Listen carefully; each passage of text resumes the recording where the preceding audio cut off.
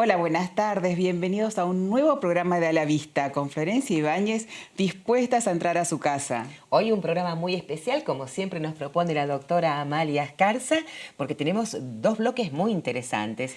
Voy a tener un invitado sorpresa, vamos a tener el segundo, ¿no es cierto, Amalia? Bueno, ya lo veremos. Muy bien. Saben ustedes que nuestro programa está enfocado a la salud visual, pero también a todo lo que es ciencia e investigación. Y por eso contamos con la presencia de prestigiosísimos colegas. ¿Nos acompañan a recibir al primero?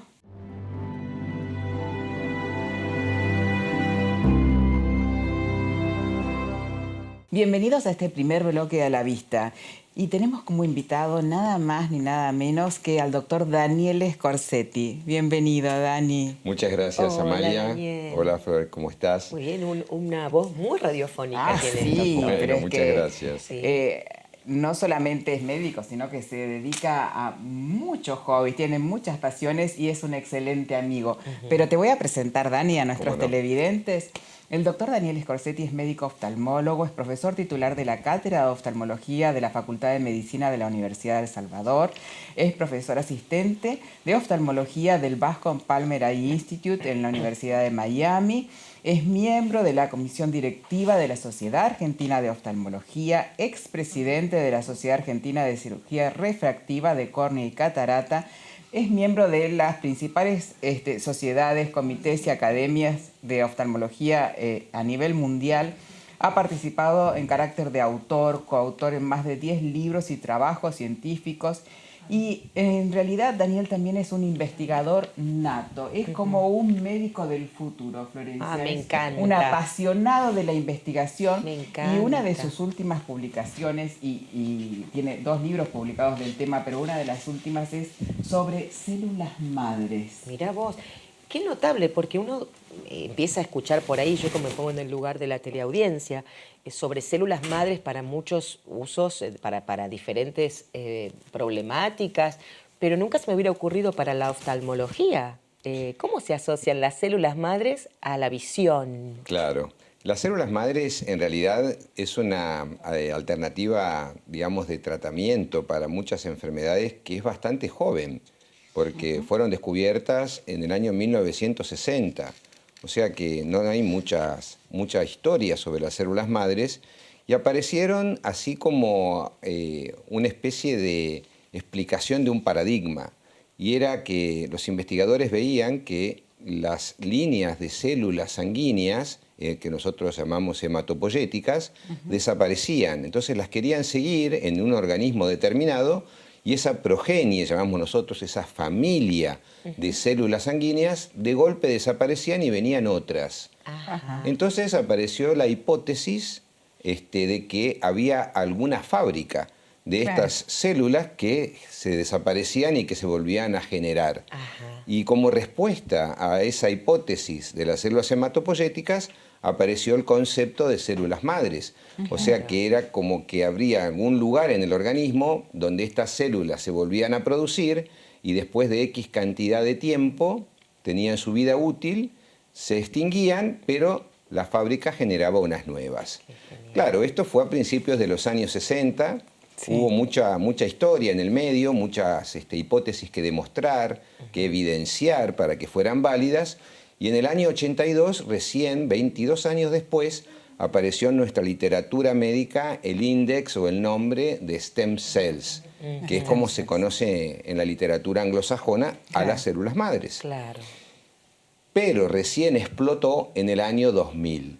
En el año 2000 se popularizó mucho este nomenclador de células madres, aparecieron un montón de trabajos en toda la literatura médica, empezaron las investigaciones como para tratar de formar lo que hoy llamamos nosotros la medicina regenerativa, Claro. basado un poco en este concepto, ¿no? De células que dan células hijas y que teniendo las madres podemos de alguna manera reproducir esas mismas líneas que sirven para todo el organismo. Claro, es para toda la medicina. Claro, porque en realidad la primera célula madre es el huevo o cigoto.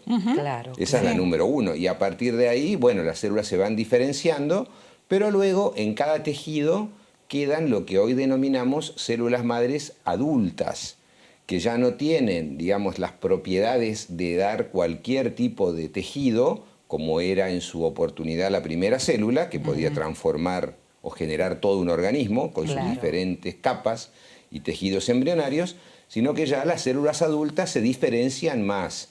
Entonces tenemos las células madres que van a dar un tejido epitelial, en este caso de la córnea, o que van a dar un tejido conjuntivo del mesodermo del iris, que son partes de la anatomía oftalmológica. Y por eso es que en cada especialidad están las células madres hoy en día desempeñando un papel que a veces es más o menos importante, pero que contribuye a veces, porque todavía esto, digamos, está en pleno estudio, a poder contribuir, como digo, a un mejor entendimiento y una mejor resultante terapéutica, que bueno, no se puede hacer células madres de todo el cuerpo, pero a ese camino se va apuntando, ¿no? Claro, pero para enfermedades que antes no veíamos ningún tipo de tratamiento, ningún tipo de solución, ahora se ha abierto todo un panorama con las células madres favorecedor para el paciente, ¿no? Exactamente. Ahora las células madres están dando respuestas a tratamientos que antes no tenían terapéuticas exitosas.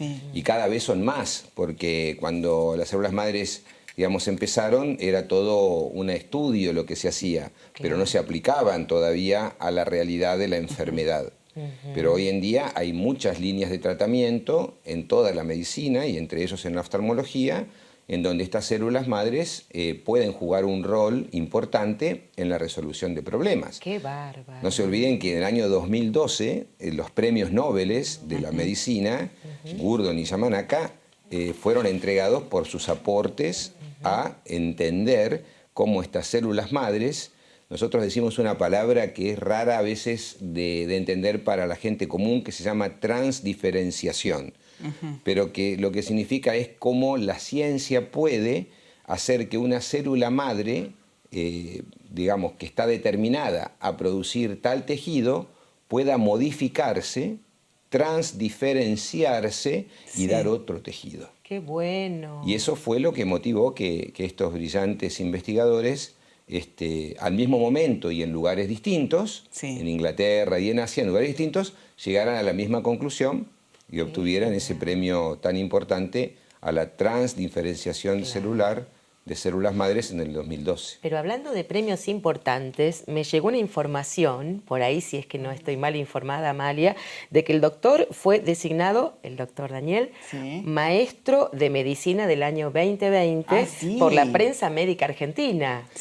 Para aplaudirlo. Felicitaciones, realmente. Para ponernos de pie y aplaudirlo. Felicitaciones, Dani. Es una distinción que se entrega desde el año 1977, que condecora anualmente a 3 profesionales, médicos destacados de nuestro país, y para que se den una idea, médicos que lo recibieron, te cuento, Amalia, Federico Leloir, René Favaloro, Enrique Malbrán, Alfredo Lanari, Felipe de Lizalde, por nombrar solo algunos, así que felicitamos al doctor. Muchas gracias, muchas gracias. Siempre es una linda alegría y una linda satisfacción tener este tipo de reconocimientos. Claro. ¿Cuándo es la fecha de entrega? No hay todavía porque estamos en plena cuarentena, y entonces hubiera sido en el mes de junio, alrededor del 23 o 26, por ahí estaba todo preparado, ¿no? Claro. Pero lamentablemente se tuvo que posponer y ahora todavía no hay fecha hasta que no pase todo este problema. Claro, pero ya Daniel tiene no solamente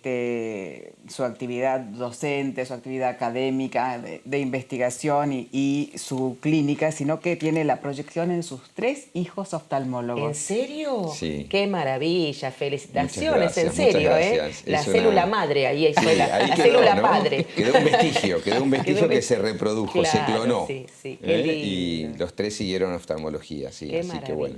Somos casi un equipo de básquet, digo yo, ya, ¿no? Porque nos falta uno. La verdad que sí. Dani, te quiero hacer algunas preguntas porque son preguntas que nos hace la audiencia, ¿no? Y que ya que te tenemos acá las respondés vos. La gente siempre se pregunta cómo hacer para operarse y dejar de usar anteojos. Y vos sos un especialista en este tipo de cirugías facos refractivas. Bien. Contanos, por favor, un poquito. Perfecto. Las cirugías refractivas se pueden dividir en 2 o 3 grupos, grandes grupos. Unas se hacen con láser, que generalmente va más para la gente joven, Sí. en donde lo que utiliza el excimer láser es un principio de modificar la anatomía de la córnea, ¿no? Como para que se pueda entender, porque el láser trabaja sobre la córnea y entonces con eso puede corregir el astigmatismo, la miopía, Claro. también la hipermetropía, pero está pensado en general para un procedimiento de gente que tiene más de 20 años, 22, 23 en adelante, Sí. y menos de 45 años o 43 Correcto. años, que es la etapa donde ya aparece otro problema, que es la presbicia. Ajá. Claro. Cuando esta cirugía láser, por alguna razón que la miopía es muy alta o el astigmatismo es muy irregular o no se puede usar el láser, hay un plan B, que es colocar una lente, como si fuera una lente de contacto pero más pequeña, Sí. dentro de lo que es la estructura ocular y corregir ese defecto refractivo de astigmatismo, miopía, hipermetropía con una lente que se pone dentro del ojo.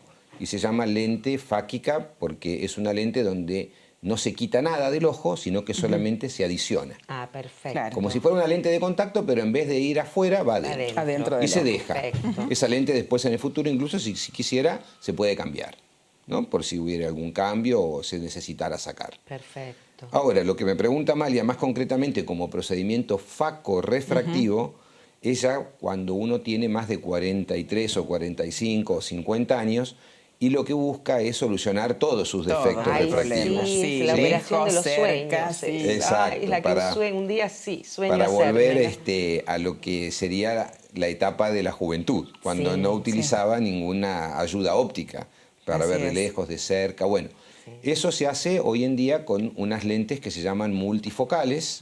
Hay muchos tipos, variedades, morfologías, marcas. Todas funcionan muy bien, algunas tienen características que son diferentes, según cada caso habrá que adecuarla Claro. para cada paciente, pero este es un procedimiento que a mí me gusta llamarlo rejuvenecimiento visual. Ay, Es qué así. lindo, Porque no es un sí. rejuvenecimiento desde lo estético, ¿sí? Como hace Amalia muy bien, que ella es una experta en todo lo que es la plástica ocular, sí, una para que te veas genia. más joven y demás. Acá es un rejuvenecimiento en la función. Entonces, lo que hace el paciente se va a ver igual frente al espejo, Ajá. pero con más nitidez sin necesidad de usar anteojos. Qué Claro. bueno. Y eso le mejora en todas las distancias. Eso le ¿no? mejora la vida porque Ay, puede sí. seguir haciendo deporte sin depender del anteojo, sin depender de un lente de contacto. ¿A Puede partir hacer... de qué edad se puede? A partir de los 45, 47, dependerá el grado de afectación que tenga el paciente en la refracción. Por ejemplo, si el paciente tiene mucha hipermetropía, que nosotros decimos que la hipermetropía, para que se entienda, es lo opuesto a la miopía, ¿no? Como que el miope le cuesta mucho ver hacia lejos y al hipermétrope le cuesta mucho ver hacia De cerca.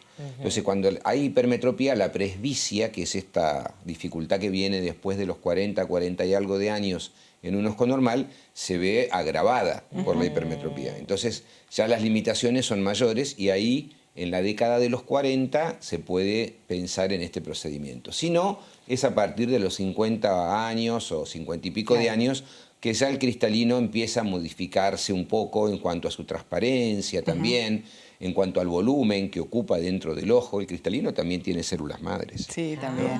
Y crece toda la vida el cristalino. Entonces también ocupa un lugar más amplio dentro del ojo que no se expande y eso puede generar que a lo mejor aparezcan otras alteraciones más de tipo anatómicas y que también mejoran con estos procedimientos. O sea, bárbaro. el paciente no solo ganaría en independizarse de los anteojos y tener ese rejuvenecimiento de la función para no usar nada, sino que también gana en salud. En salud. visual. Qué Por supuesto que bueno, sí. qué Sí. claro escuchar al Y doctor. son cirugías muy personalizadas, por eso lo importante es que cada paciente consulte. Tienen los datos de Daniel acá en el graph abajo Ay, y sí, yo me los voy a consultar agendar. y hacerse Sí. los estudios para realizarse este tipo de cirugía. Qué bien. Te agradecemos muchísimo, Dani, que Bueno, hayas muchas venido. gracias. Felicitaciones otra vez por el premio. Sí, a disfrutarlo, ¿no? Sí, y ya nos avisarás cuando sea Por la fecha de supuesto, van a entrega. estar cordialmente invitadas y yo Muchas soy el gracias. agradecido por ustedes haberme invitado. Muchas gracias. A vos. Gracias. Y Bueno, seguimos, ¿eh? sí, vamos Sí. a una pequeña tanda, Y Flor. tenemos una invitada especial, ¿eh? Sí. Bueno, vamos a una Ujú. pequeña tanda y nos acompañan al segundo bloque de A la Vista.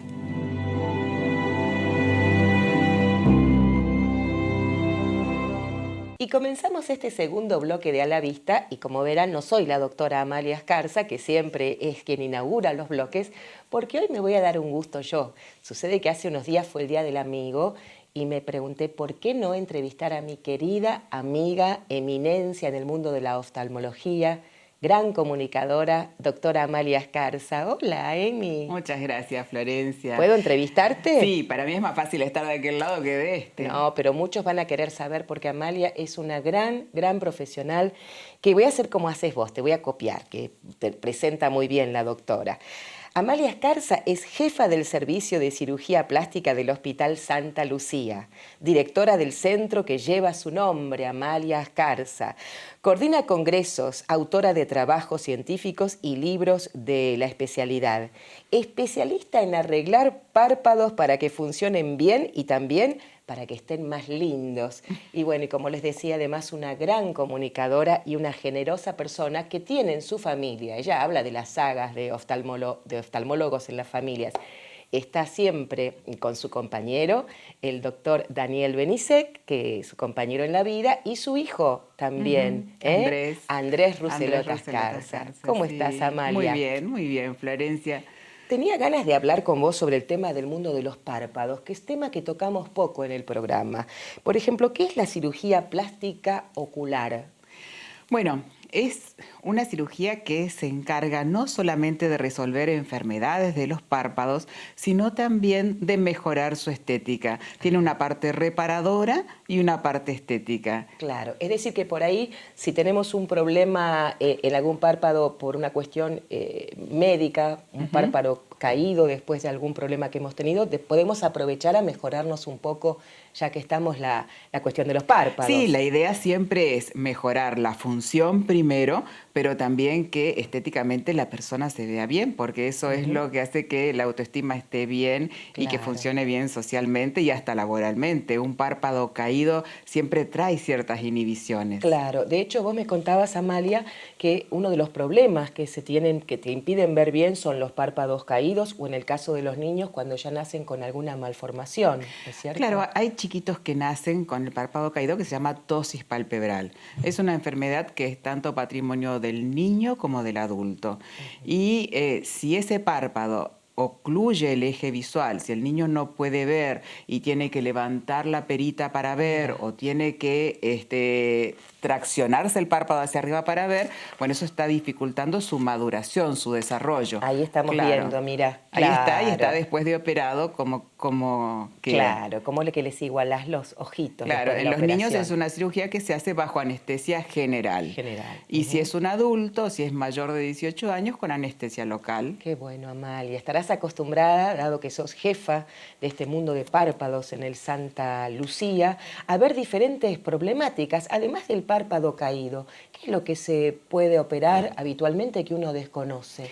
Bueno, hay muchas patologías. Lo que más frecuentemente vemos son tumores benignos, la mayoría, como verruguitas, quistes, o viste que algunas personas tienen, sobre todo en la parte interna del párpado, como unas manchitas amarillas. Sí, así como verruguitas. Exacto, o manchas. Bueno, esas manchitas amarillas se llaman santelasmas y son acumulaciones de colesterol, de grasa, que tiene que ver también con la salud general del paciente. También vemos muchos traumatismos, secuelas de traumatismos, algunos tumores malignos por acción del sol, la mayoría. Vemos mucha gente con tics o con espasmos. Y eso, por ejemplo, las personas que parpadean mucho, se ve, ¿eso también se puede operar, Amalia? O sea, Operar a veces, pero ahora es una enfermedad del blefaroespasmo, por ejemplo, que no se cura. pero se trata en forma crónica durante toda la vida. Y desde el descubrimiento de la toxina botulínica, con eso se mejora muchísimo. Son pequeñas infiltraciones que se hacen en el párpado del paciente, que no duelen, que realmente son muy tolerables, y con eso pueden llevar una vida normal sin parpadear, que son gente que ni siquiera pueden salir a la calle solos porque los ojitos se les cierran, les molesta el sol, y se los llama ciegos con la vista perfecta. Mirá vos, qué cosa y qué avance con lo del Botox, porque muchas veces se lo une directamente con la estética puramente, y en realidad es medicinal, o sea, es para problemas médicos, Bueno, ¿no es cierto? fue descubierto, desarrollado, investigado por un oftalmólogo, el doctor Alan Scott, que vive en Estados Unidos, y muchísimos trabajos también lo hicieron en forma conjunta. Un matrimonio canadiense de apellido Carradars, que él es dermatólogo y ella es oftalmóloga.